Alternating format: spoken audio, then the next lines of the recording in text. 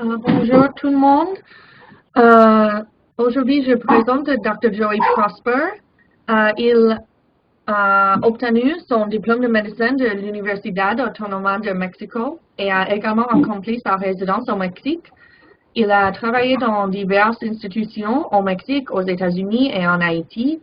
Il a fondé le Centre de télémédecine d'Haïti en 2014 et il vit actuellement à Port-au-Prince et traite des patients à travers Haïti. Whenever you're ready. Bonjour tout le monde. Ok, I'm ready. Bonjour tout le monde. Je suis le docteur Joey Prosper. Aujourd'hui, nous allons parler de la maladie qui est de sarcoïdose. Alors, laisse-moi vous dire la raison pour laquelle j'ai choisi cette maladie, c'est que j'ai eu une patiente à Rochester, New York, donc qui a souffert d'une pneumonie chronique. Mais les complications qui s'est présentées avec elle, c'est parce que surtout, elle souffrait aussi de sarcoïdose. Par contre, ça lui a beaucoup compliqué la pathologie de la pneumonie chronique. Alors, laisse-moi vous dire que c'est une maladie qui est un peu plus courante chez les Noirs que les autres races pour des raisons inconnues. Et les aspects sévères de la sarcoïdose peut être mortels, mais aussi les aspects sévères sont plus fréquents chez la race noire que les autres races. Encore pour des raisons inconnues, on ne sait pas vraiment. Alors, dans ma pratique ici en Haïti, il y a en 3 ou 4 occasions, si je m'en souviens bien, donc j'ai trouvé des cas de sarcoïdose. Il n'y avait pas aucun de ces cas qui ont été de manière sévère. Mais au début, j'ai pu reconnaître ces cas par les lésions de la peau. Ensuite, j'ai envoyé les patients à faire des radiographies et d'autres examens. Donc, avec ça, j'ai pu diagnostiquer que cette personne souffre de sarcoïdose en plus de l'autre maladie. Mais ce qui est plus notable, c'est que la personne n'est pas venue parce que la personne souffre de sarcoïdose, la personne est venue parce que la personne souffre d'une autre pathologie. C'est en examinant cette personne et en faisant les recherches, les examens médicaux et tout ça, qu'on trouve que, voilà, que cette personne souffre aussi de sarcoïdose qui lui complique sa pathologie. Alors, d'abord, nous allons commencer par définir la maladie de sarcoïdose. Okay? La sarcoïdose est une maladie de cause inconnue qui peut toucher plusieurs organes, en particulier les poumons, les ganglions lymphatiques. Elle est caractérisée par la formation d'amas de cellules appelées granulome sarcoïdien, jouant un rôle dans l'inflammation. Alors, ce sont peut-être les symptômes les plus touchants de la sarcoïdose, ce sont les inflammations, des nodules qui sont créés et les inflammations souvent dans les poumons, alors qui peuvent donner des forts problèmes respiratoires et autrement. Okay? Ces amas se forment principalement dans les poumons, mais ils peuvent toucher n'importe quel organe et notamment les articulations, la peau, les yeux, le cœur, le système nerveux, les reins. Alors, dans la plupart des cas, le nombre d'organes touchés est compris entre 2 à 4. Les granulomes n'entraînent parfois aucun signe, mais il peut y avoir des manifestations très variables de malade ou autre. Comme je vous ai dit la fois tout à l'heure, c'est que les patients que j'ai eus en Haïti, alors ces personnes-là ne savaient pas qu'ils souffraient de sarcoïdose.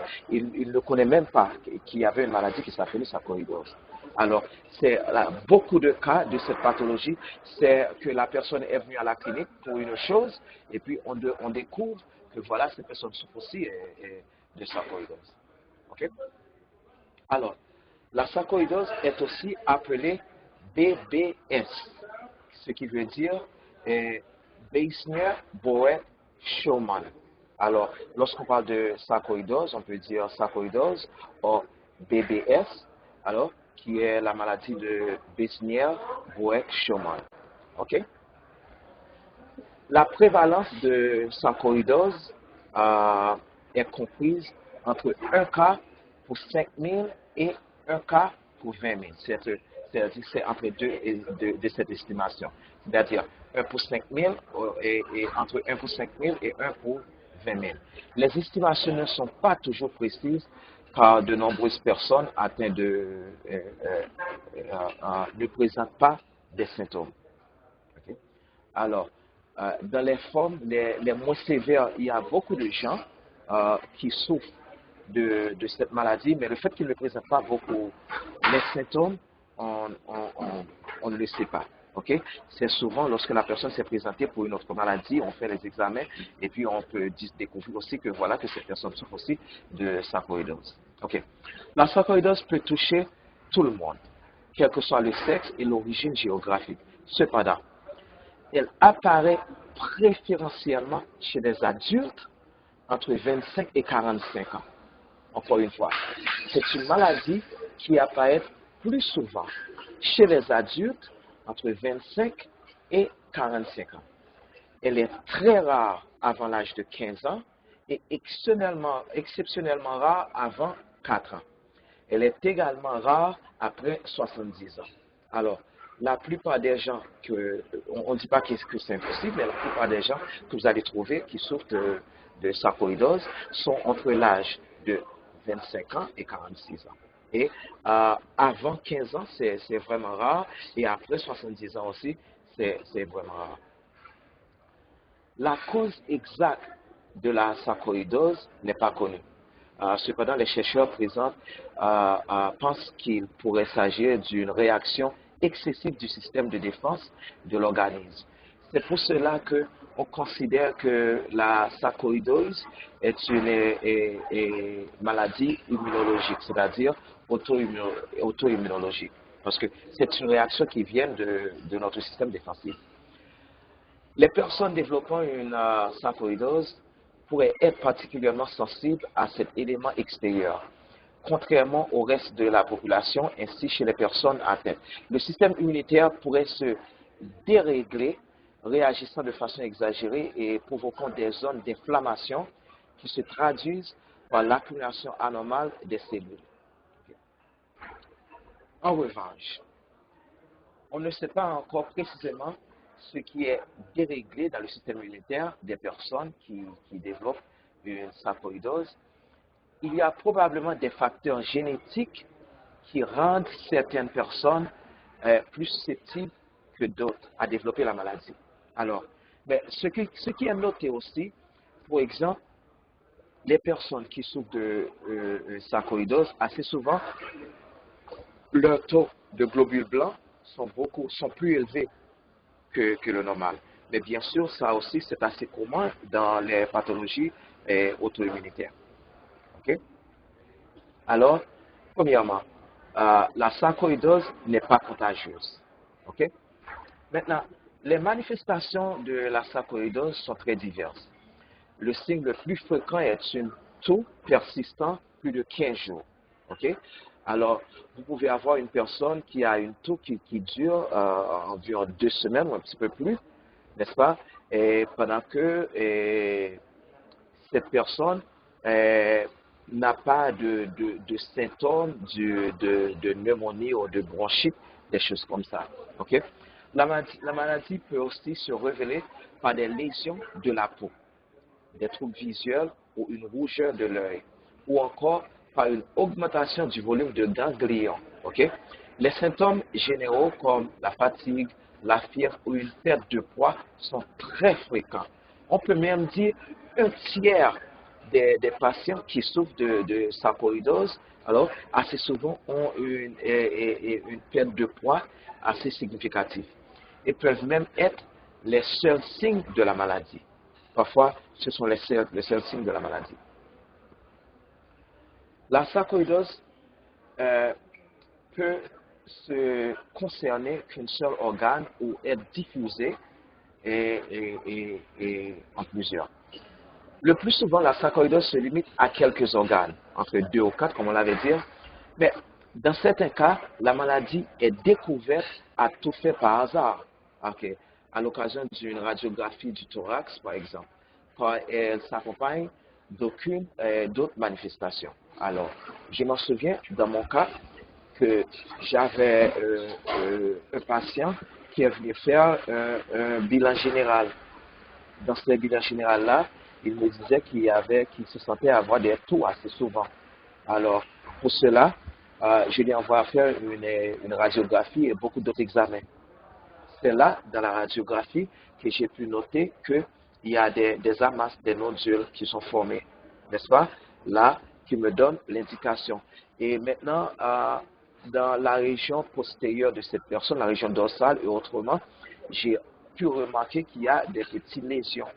Lorsque je lui ai demandé, il a dit non, qu'il y a ça depuis des années, ça va et vient, et puis, mais il a utilisé beaucoup de choses, des crèmes et tout cela, mais rien n'a changé. Alors, c'est comme ça que j'ai pu noter que voilà que cette personne voilà, s'est confirmé qu'il souffre de la maladie. Okay. Can you show the X-rays?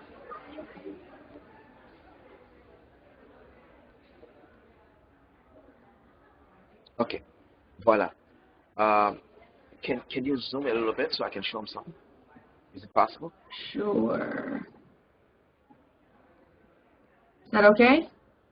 That's okay. OK? Alors, comme je vous ai dit, comment on peut noter ces nodules?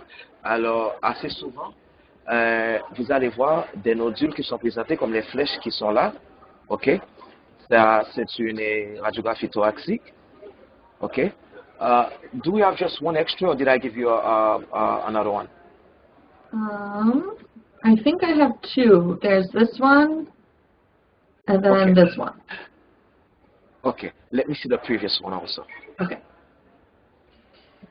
Ok, voilà. Je pense que là, dans cette région-là, c'est un exemple clair. Si vous pouvez voir, le nodule, c'est beaucoup plus prononcé. Là, c'est beaucoup plus noté. Il y a parfois que ce serait complètement les seuls signes que vous allez avoir que cette personne souffre de sarcoïdose, mais parfois vous pouvez avoir, par exemple, les nodules qui se présentent dans la radiographie. Donc, vous pouvez avoir aussi des lésions cutanées ou les rougeurs de l'œil et parfois tous les rhizomes peuvent être présents. OK? Mais il faut combiner ce qui est l'examen clinique, les symptômes qui sont présentés et aussi la radiographie. Dans des cas aussi, il y a des cas, par exemple, que ce sont des CT scans qui vont démontrer ça ou des scanners. Mais assez souvent, les radiographies, dans ce cas, puisque la plupart des cas, ça se présente dans les poumons, alors vous allez voir ces nodules-là qui sont présentés. OK? Maintenant, nous allons parler maintenant de la tête de la peau. La tête de la peau survient dans 15 à 25% des cas. La nature des lésions cutanées varie beaucoup d'un malade à l'autre. Chez certaines personnes, surtout des jeunes femmes, la maladie débute par érythème et noueux. Il s'agit de petites boules de couleur rouge, sombre, extrêmement douloureuses, qui touchent surtout les jambes et peuvent s'accompagner d'un gonflement des articulations. Can you show the skin lesion? Yes.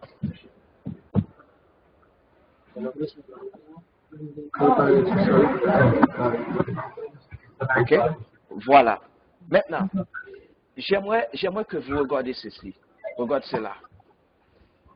Alors, il y a probablement beaucoup d'occasions, donc des cas de sarcoïdose sont présentés devant vous, mais vous n'étiez pas au courant. Vous n'étiez pas imbu. Alors, ce que je vous dis, en voyant ces images-là, ça ne veut pas dire nécessairement, une fois que vous voyez ceci, que la personne souffre de sarcoïdose. Ça peut être d'autres pathologies dermatologiques, n'est-ce pas?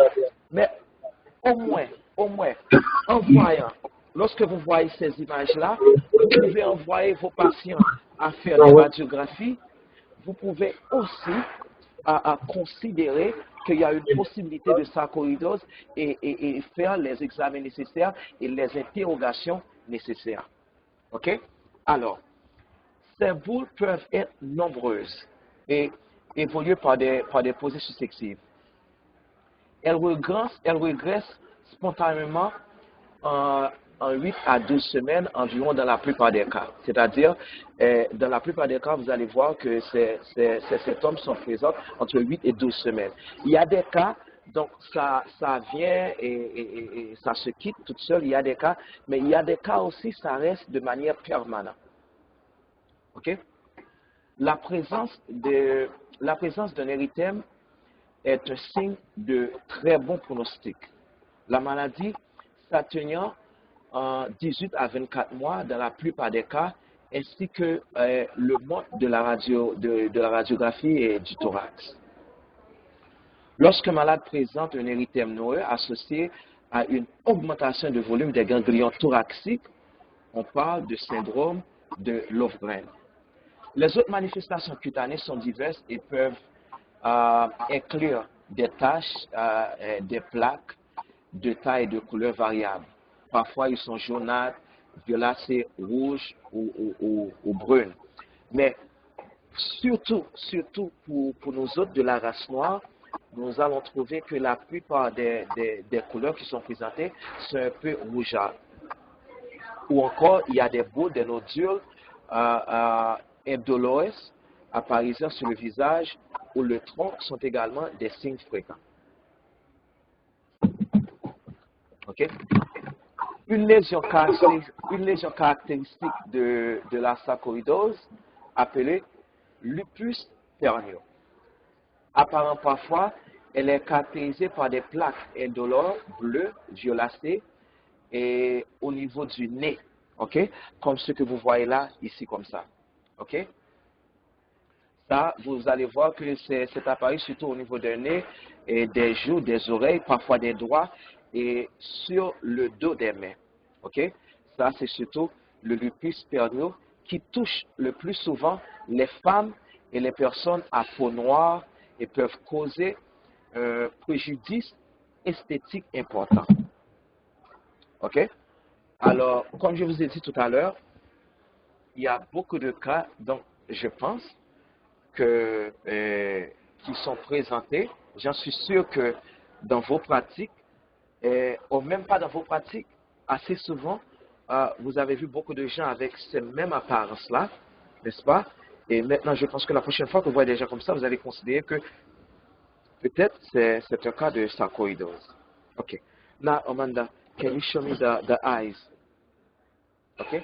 Yes. Maintenant, nous allons voir atteinte de l'œil, les atteintes oculaires. It's just a little delayed, but it should be there in a second. No problem. Oh, it's gone. Okay. Can you bring it up a little bit? Yeah, it's just, oh, there we go. Perfect. It was frozen. Perfect. There we go. Yeah. Yeah. Perfect. It's good like that. OK. Good. OK. Vous voilà. Voilà les atteintes typiques de l'œil. OK? Alors, assez souvent, ça se ressemble à une lésion, donc quelqu'un qui a eu, par exemple, une fracture de l'œil ou des choses comme ça. OK?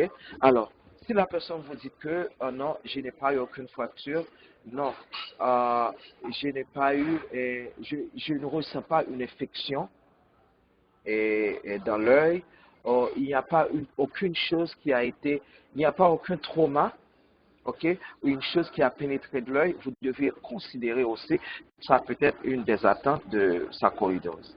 Alors, l'atteinte de l'œil est relativement fréquente, puisqu'il touche 10 à 25% des personnes atteintes de sarcoïdose. Toutes les parties de l'œil peuvent être affectées. L'atteinte oculaire peut entraîner aucun symptôme, mais elle peut aussi être l'origine de douleurs, brûlures et démangeaisons, ainsi que d'une rougeur. Alors, parfois, de même que les lésions cutanées, alors parfois, ce sont les seuls symptômes que vous allez avoir qui peuvent vous indiquer qu'il y a un signe ou une possibilité de sarcoïdose. Okay? L'inflammation L'inflammation d'une partie de l'œil, appelée UV, est souvent à l'origine de rougeur d'une sensibilité excessive de la lumière, ok, et une vision floue. Alors, il faut dire aussi, lorsque vous avez cette atteinte, la personne va avoir des problèmes de vision, des troubles de vision, et aussi, ça entraîne aussi des douleurs, ok, du globe oculaire. Ok. Ok. Alors, dans certains cas rares, la rétine, ok, ou le nerf optique, alors, sont le siège de l'inflammation.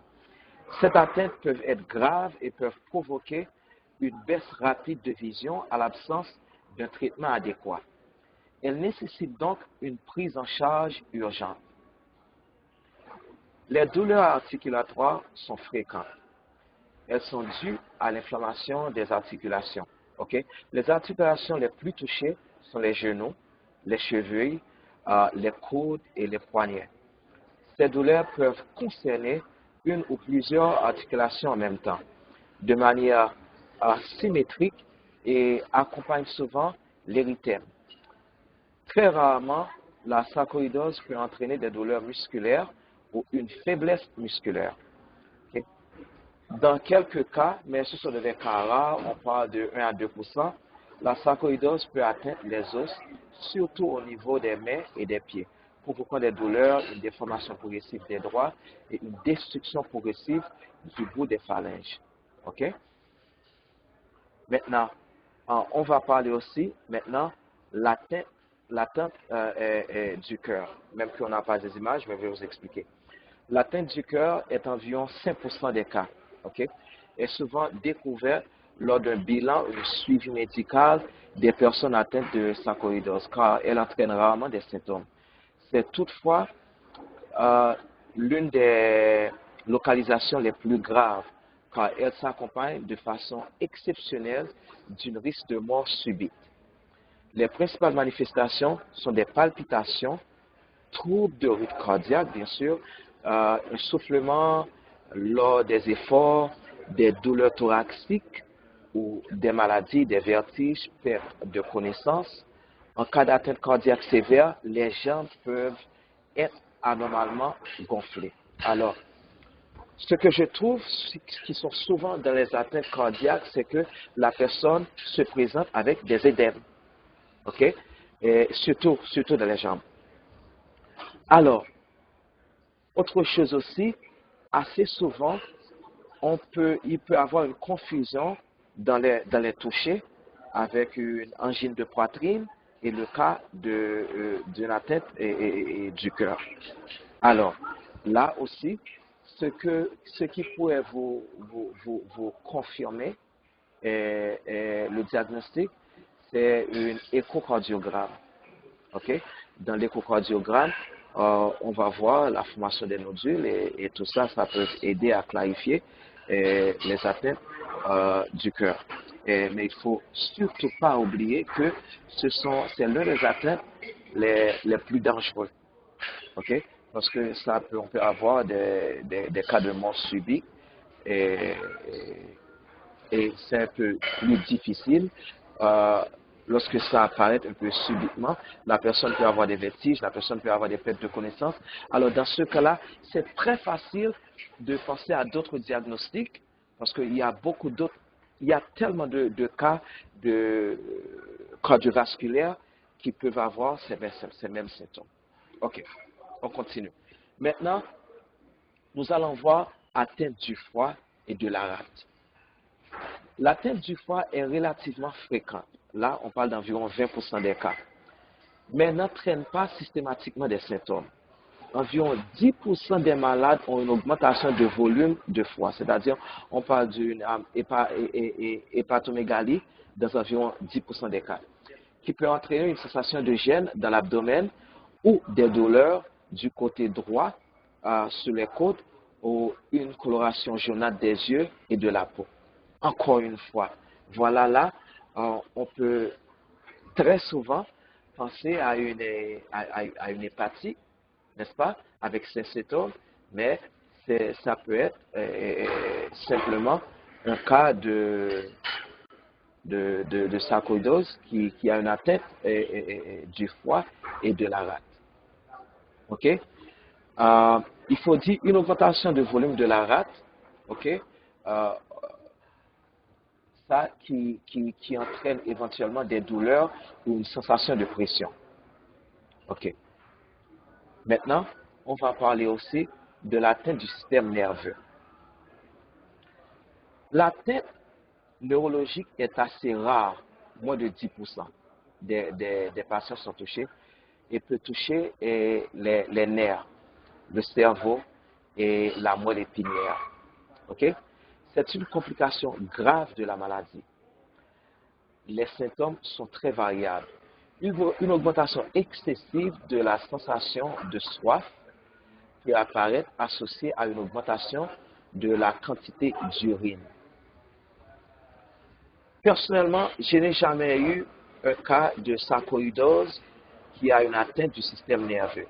Mais mes collègues qui l'ont eu, ils disent que peut-être c'est le cas ou les cas de sarcoïdose qui sont plus difficiles à diagnostiquer. Parce que ça entraîne tellement de symptômes neurologiques, on pense tellement à autre chose avant de penser à la sarcoïdose. Ce qui arrive, par exemple, aux États-Unis, en France, au Canada, les bilans des personnes qui sont faits avec ces pathologies, c'est beaucoup plus facile parce qu'il y a des bilans qui donnent avec des examens qui sont variés de radiographie, de CT scan, de scanner et tout cela. Alors, c'est un peu plus facile. Mais pour nous autres, en Haïti, par exemple, lorsque les cas sont présents, alors les structures qui nous présentent ne sont pas toujours accessibles d'envoyer des patients à faire tous ces examens, comme les CT scans, les scanners, tout ça. C'est pour cela. Mais ce que je vous dis, par exemple, selon mes collègues, à moi, ce qu'ils trouvent le plus souvent, ce sont la personne, pour aucune raison, une personne qui n'est pas déshydratée, mais qui présente des sensations de soif. Okay? De temps en temps, ils trouvent ça qui sont très communs. OK?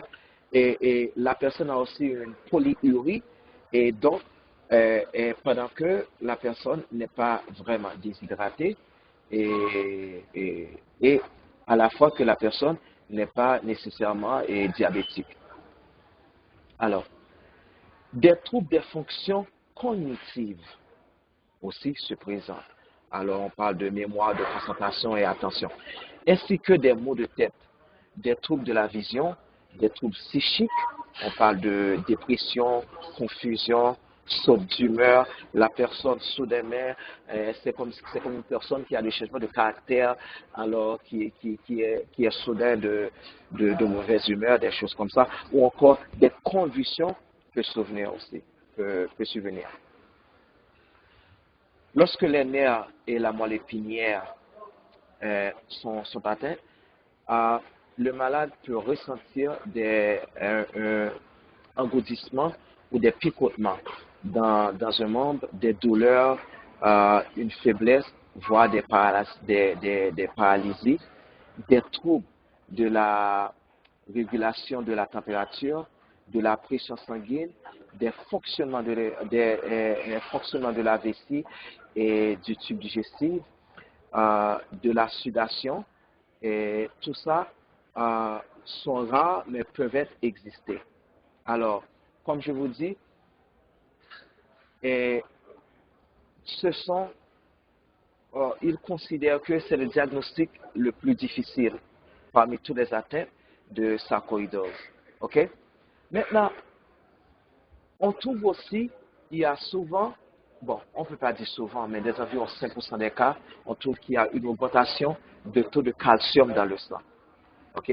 C'est dans 5% des cas environ, la sarcoïdose est à l'origine d'une augmentation de taux dans le calcium dans le sang. OK? Alors, on parle de hypercalcémie.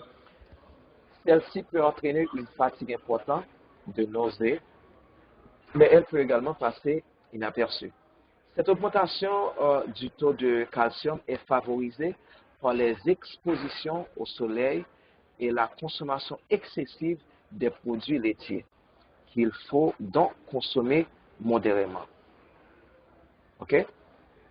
Alors, il existe aussi d'autres atteintes, d'autres manifestations possibles, notamment l'atteinte des reins qui peuvent entraîner la perte de la fonction rénale, empêchant le maintien de l'équilibre interne de l'organisme. Et aussi, ça peut passer de façon générale toutes les substances dont l'organisme n'a pas, ne fonctionne pas de la façon adéquate. Alors, tout cela avec les fonctions rénales, alors on peut voir pour exemple que la personne ressent des douleurs comme s'il y avait des caillots ou dans les reins, mais c'est pas du tout ça. C'est simplement des nodules qui sont formés dans les reins qui donnent les sensations d'avoir des calcaires rénales. OK? OK. Là, maintenant, allons nous parler du diagnostic. OK? Les médecins évoquent le diagnostic de sarcoïdose à partir des symptômes que présente le malade et grâce à une radiographie du thorax. Alors là, on parle surtout dans la plupart des cas de sarcoïdose, donc qui se présentent dans les poumons. Chez la grande majorité des personnes atteintes de sarcoïdose, la radiographie montre la présence d'images en grains de mire diffusant les poumons ou des ganglions, comme on vient de montrer tout à l'heure, des ganglions gonflés dans la cage thoracique. La sarcoïdose est d'ailleurs souvent découverte alors que la personne passe une radiographie thoracique pour toute autre raison, toute autre chose. C'est-à-dire, une personne, donc vous avez envoyé de faire une radiographie pour peut-être des symptômes de pneumonie ou d'autres choses, même la tuberculose quelconque. Et c'est là qu'on découvre que voilà, c'est un cas de sarcoïdose. Le diagnostic peut être confirmé aussi par une biopsie. Alors, prélèvement d'un petit échantillon de tissu touché qui mettra en évidence la présence de granulomes caractéristiques. La biopsie peut se faire au niveau de la peau, des glandes salivaires, des poumons et aussi des ganglions lymphatiques.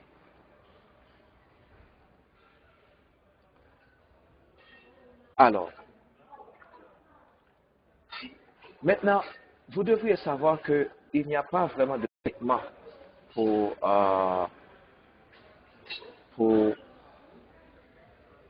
le sarcoïdose. On trouve que ce n'est pas une maladie, malgré que les chercheurs ne trouvent pas qu'il y a une relation héréditaire avec la sarcoïdose, mais il y a des aspects génétiques.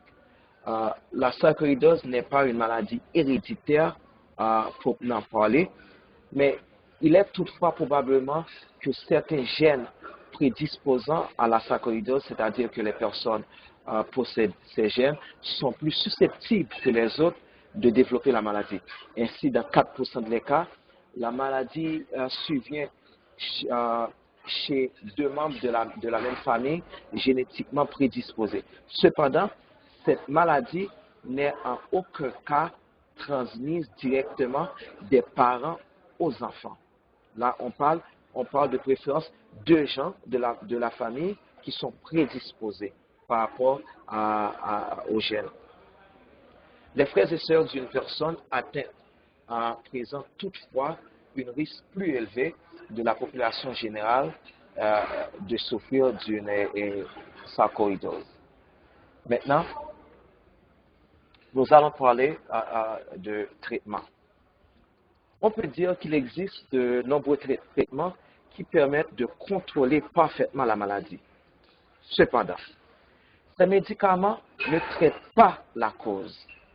Okay? puisque vous savez déjà que la cause est inconnue, on ne sait pas vraiment quelle est la cause de sarcoïdose. Et ne permet donc pas de guérir. Le traitement permet de supprimer les symptômes et d'empêcher l'apparition de la fibrose pulmonaire, mais il ne raccourcit pas la durée de la maladie. Cela étant, le traitement n'est pas systématiquement nécessaire puisque 30 à 70% des malades guérissent spontanément au bout de 2 à 3 ans. Pour ces dernières, il est très improbable que la maladie réapparaisse. Alors, on peut dire,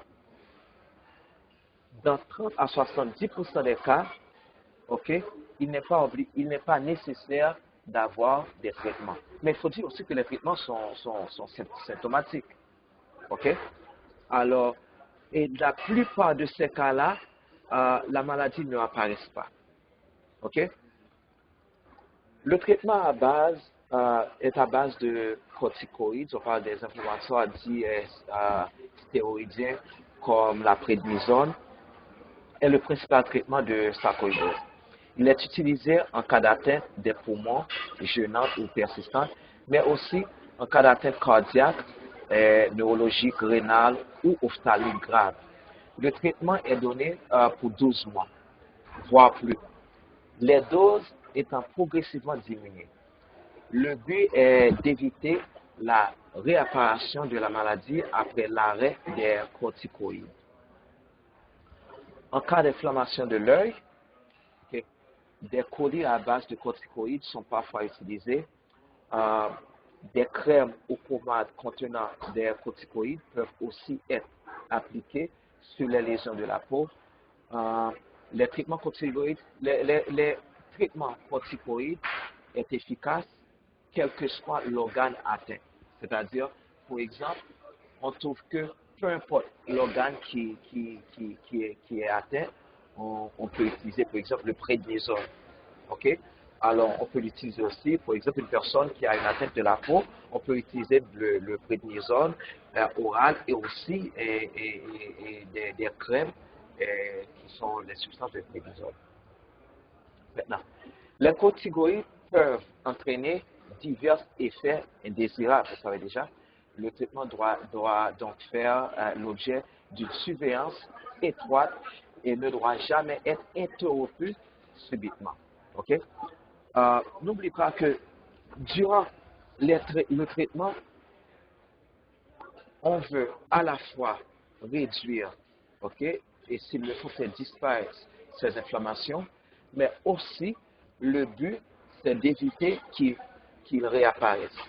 Malgré que 30 à 70% des cas ne réapparaissent pas, mais les autres cas qui apparaissent de nouveau, il faut avoir ce traitement de longue durée pour éviter que ça n'apparaisse pas. Okay? Alors, je pense que on arrête là, le temps nous fait défaut. S'il y a des questions, je vous écoute.